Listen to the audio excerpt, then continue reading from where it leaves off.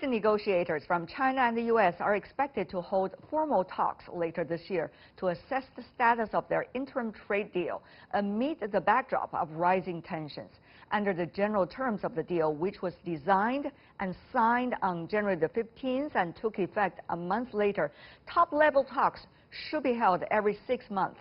But Trump shut the door on Phase 2 trade negotiations with China, saying he does not want to talk to Beijing about trade because of the coronavirus pandemic. Has the trade topic lost weight in the overall China-U.S. relationship, or could the trade deal provide a space of stability as bilateral ties sour? Let's invite our panelists from both sides. For China-U.S. ties in the perspective of economics and trade, we are joined by Professor Qian Jun, Executive Dean of the Fan Hai International School of Finance with Fudan University in Shanghai. In Florida, Jeffrey Schott, Senior Fellow on International Trade Policy and Economic Sanctions with the Peterson Institute for International Economics.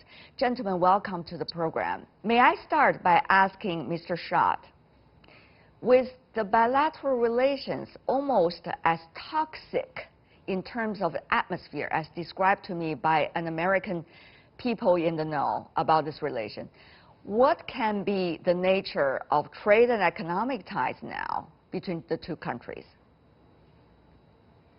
Well, I think we have to be very patient. Relations have deteriorated quite a bit. The Phase 1 trade deal is virtually a dead letter. And there's a growing mistrust in both capitals of each other. So I think we need to sit back a little and wait for the political situation in the United States to clarify after the election, and hopefully find a way to start rebuilding our relationship. A test of patience described by Mr. Schott. Professor Qian, do you think that's also the sense that the Chinese have from this side of the world? I agree that there's a lot of uncertainty coming from the side of the U.S., given the election coming up. So in terms of economic and trade relations, China's attitude should be engaging. China should not actively pursue decoupling. Of course, these trade relations are bilateral. If the other side must decouple, then we'll have to have a backup plan, if you will. But in terms of the U.S.-China relationship, from the Chinese side, economic and trade relations are very important to keep going. You could have diplomatic tensions, but economic integration, economic activities should not pause. But certainly, there is this wait-and-see attitude in terms of the uncertainty to be resolved in the U.S. On the trade and economic ties, we have been hearing from international news coverage suggesting that there are still communications between the two sides about Phase 1 implementations, and also about even the prospect of Phase 2, even though hard at this point. Mr. Schott, do you think that the ties between the two sides in this regard can be maintained? Well, certainly there is going to be further harsh rhetoric as we get closer to the U.S. election. And there's going to be continued friction, not just on trade relations, but on investment, on immigration issues. And that is actually more serious, in my view, the restrictions placed on investment and exchange of technology, and the interruption or the disruption of the flow of people between our two countries, particularly to universities.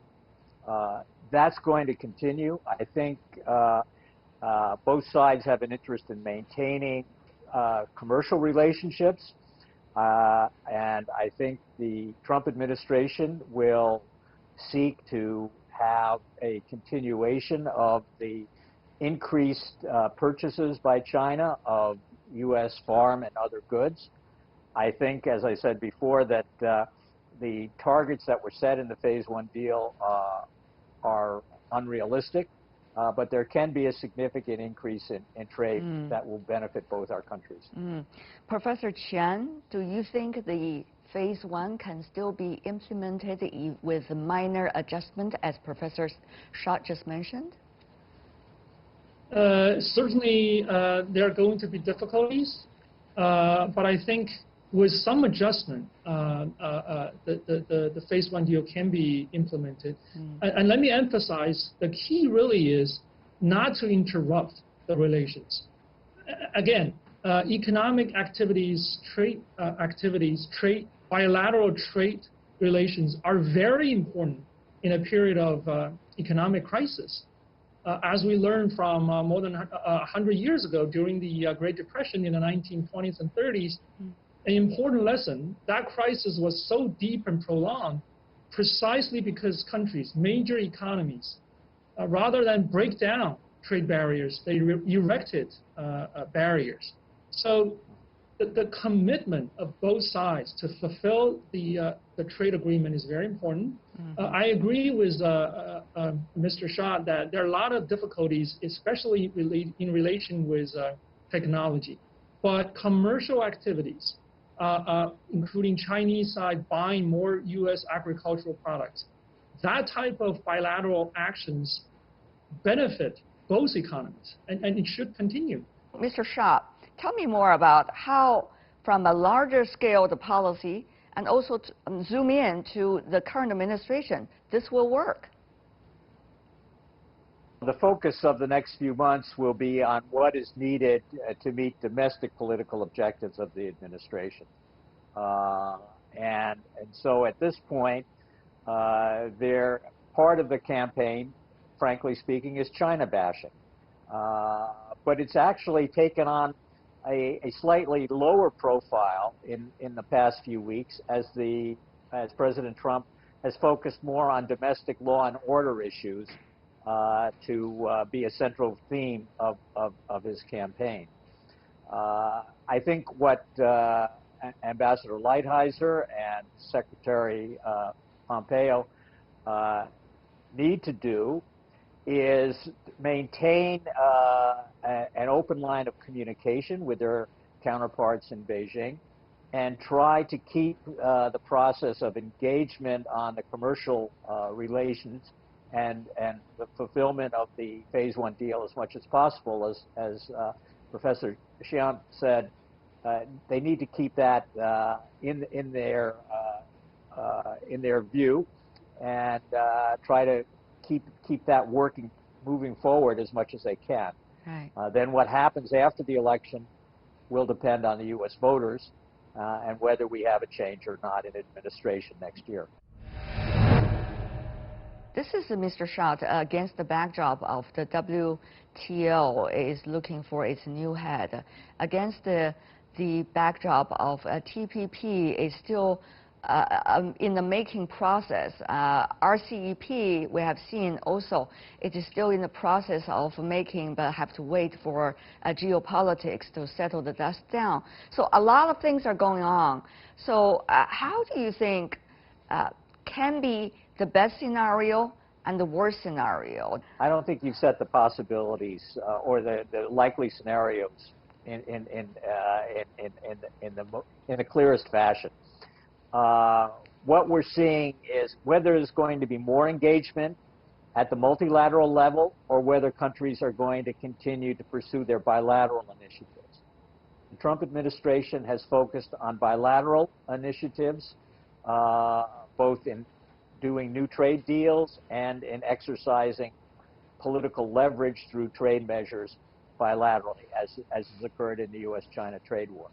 It has given less attention to the WTO. I think that has to change, and it's in the interest of both the United States and China to invest more heavily in rebuilding the multilateral process. I was in a meeting with the Chinese ambassador to the WTO last week, and he put it very well, Ambassador Chang. He said the new normal in U.S.-China relations is abnormal. And that is something hopefully will be short-term, but something we have to calculate as we look at the options available for promoting economic growth going forward the second half of this year and next year. Good point. Professor Qian, your thought? So I agree. If you watch what's been going on, WTO has had a lot of difficulties. One of which is that this sort of dispute resolution mechanism basically stopped. On the other hand, countries are pursuing these bilateral or regional trade agreements or trade zones. I think from China's perspective, or from all the other countries, I agree wholeheartedly. It's important to have a worldwide trade organization, that is the WTO. And on top of that, you could have bilateral or regional agreements to modify what's been the WTO agreements, especially for emerging economies and developing countries.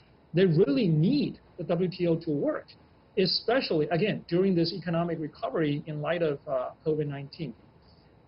But from China's perspective, again, as we've been saying, China should and will engage in the WTO agreements. But from its own perspective, I teach finance. The first principle of finance is that you have to diversify risk.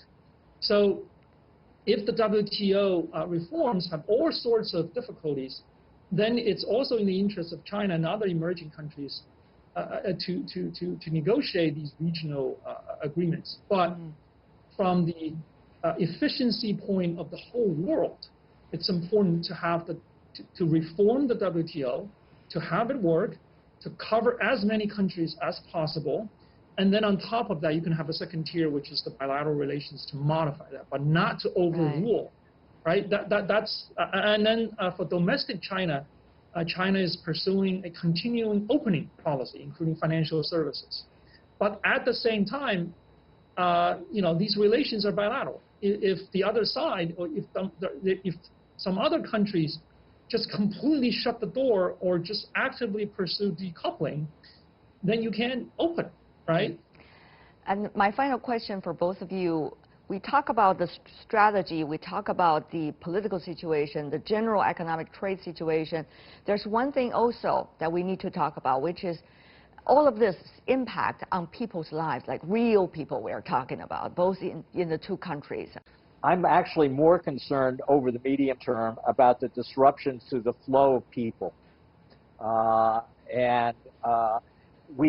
Both our countries have benefited enormously from the access of Chinese students to the United States, to learn about the United States, and to come home and be more informed and have a better Chinese policy as a result, and vice versa. The U.S. students coming to China and learning more about Chinese society, Chinese history and culture. I think it's enormously important that we have informed officials and representatives of our policymaking community that can understand the motivations, the priorities, and the many areas that we share similar values, despite our political differences. So this has been a major casualty of the past few months because of the interruptions on visa, not only because of the pandemic, but for security reasons, and we need to find a way of reviving the dialogue we had before. So we need to think about that, and that's why I'm always happy to be on your program, because I feel I'm learning more from you and your guests about China, and hopefully imparting or reciprocating with some understanding of the United States. Absolutely. You're a great source for all of us to understand better about what's going on in your part of the world, and also the logic going on there and the different intellectual views there as well. Thank you so much. And last word also from Professor Qian. So I think there will be important variations across different sectors. If you look at the international companies in China, including the U.S. companies, I think going forward you will see that a lot of consumption-oriented industries will continue to blossom. You see that Disney in Shanghai is doing well. You see Starbucks, even Apple stores are doing well. Tesla in Shanghai. All these companies, businesses that are already on the ground, I think they'll continue to do well. Unfortunately, not for economic reason, but for political reason, there are other technology sectors unfortunately, we will see disruptions in the communications between these segments. I agree wholeheartedly that the disruption in persons traveling to both countries is very unfortunate. So hopefully, once the pandemic slows down, under control, at least in these areas, that we can see a resume of bilateral relationships, including the people traveling to both sides. We hope that will be the case. We also hope, not in the far future, the reasonable voices will prevail. Thank you so much for both of you, Qian Jun and Jeffrey Schott. Really appreciate it. Stay safe. Thank you.